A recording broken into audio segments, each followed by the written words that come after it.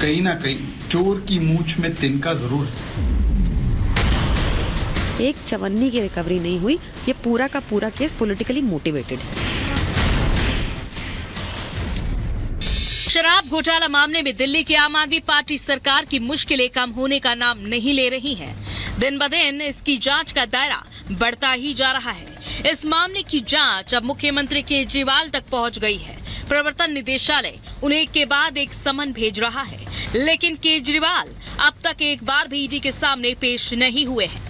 CM Kejriwal को अब ED ने तीसरा समन जारी कर उन्हें 3 जनवरी को पूछताछ के लिए बुलावा भेजा है। हर साल की तरह इस बार भी केजरीवाल विपश्यना के लिए गए हुए हैं। आम आदमी पार्टी के मुखिया पंजाब के होशियारपुर में 10 दिनों तक साधना में रहने वाले हैं, लेकिन दिल्ली में हुए कथित शराब घोटाले मामले को लेकर ईडी अपनी जांच में जुटी है। यही वजह है कि लगातार 2 बार जांच में शामिल नहीं हुए दिल्ली के मुख्यमंत्री को जांच एजेंसी ने फिर से समन भेजा है।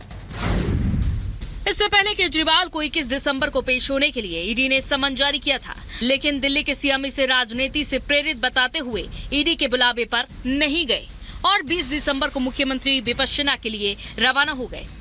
ईडी ने केजरीवाल को पहला समन 2 नवंबर को भेजा था, लेकिन नोटिस को गैर कानूनी बताते हुए वो पूछताछ में शामिल नहीं हुए और इस दिन केजरीवाल मध्य प्रदेश के विधानसभा चुनाव के लिए प्रचार करने पहुंच गए।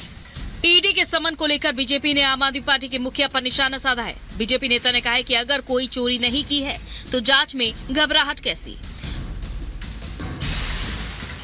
उम्मीद करता हूं अरविंद केजरीवाल साहब कि इस बार आप कानून का सम्मान करेंगे और कोई नया बहाना नहीं मारेंगे। जैसे आपने पिछली बार पहली बार बहाना मारा था कि मुझे मध्य प्रदेश और राजस्थान के चुनावों में व्यस्त हूं, और इस बार आपने कह दिया मैं विपश्यना में व्यस्त हूं।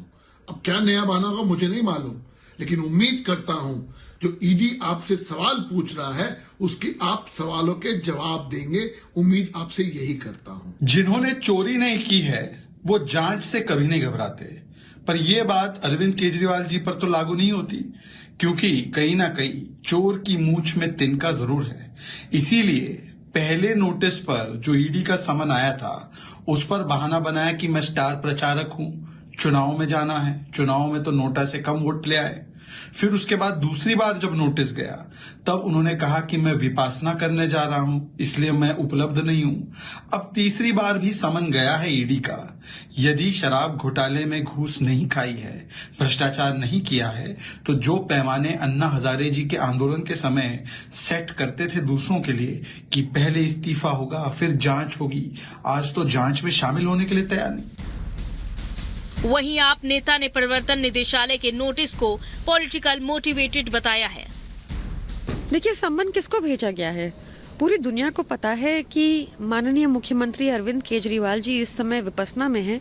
10 दिन तक कोई कम्युनिकेशन नहीं है, उनके पास कोई फोन नहीं है, तो किसको सम्मन भेजा गया है? ये फिर से भाजपा से निकली हुई एक न्यूज लगती है। और साथ ही आप देखिए आज तक मिला क्या है। एक चवन्नी किसी भी हमारे नेता से नहीं मिल पाई, चाहे वो संजय सिंह जी हो, चाहे मनीष सिसोदिया जी हो, चाहे सत्येंद्र जैन जी हो। एक चवन्नी की रिकवरी नहीं हुई। ये पूरा का पूरा केस पॉलिटिकली मोटिवेटेड है। दिल्ली आबकारी नीति से जुड़े मामले में पूर्व डिप्टी सीएम मनीष सिसोदिया और आप के सांसद संजय सिंह पहले से जेल में बंद हैं। ईडी का दावा है कि शराब नीति बनाने में आम आदमी पार्टी के कई नेताओं की अहम भूमिका थी। इस नीति के माध्यम से शराब डीलरों और कुछ खास लोगों को आर्थिक फायदा पहुंचाया गया।